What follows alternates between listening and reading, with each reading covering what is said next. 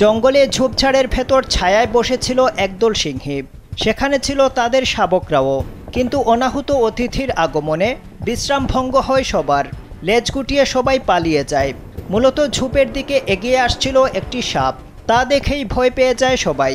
পরিবারের সদস্যরা ভয় পেয়েছে দেখে ঝোপের দিকে এগিয়ে যায় বনের রাজা। এরপর সাপটিকে খুঁজতে থাকে সে। সাপ ওই ঝোপ থেকে বের হলে তাকে ধাওয়া করে সিংহটি। পরিবারের বিপদের সময় সিংহের এমন আচরণের প্রশংসা করেছেন নেটিজেনরা। সিংহ ফিলিট পরিবারের প্রাণী। এদের দলকে প্রাইড বলে, যার অর্থ গর্ব।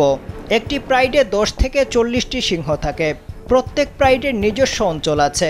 সিংহ কখনো তাদের অঞ্চলে অন্য মাংসাশী প্রাণী ঢোকা পছন্দ করে না। স্যান্ডেলিনা সো, রূপচর্চায় আভিজাত্য। তাদের একটি অঞ্চল প্রায় 260 বর্গ কিলোমিটার। পুরুষ সিংহরা খুব রাগী হয়। এরা এদের এলাকা রক্ষার্থে প্রয়োজনে সহিংস লড়াই করে। পুরুষ সিংহ সাধারণত 3 বছর বয়সে যৌন পরিপক্কতা লাভ করে।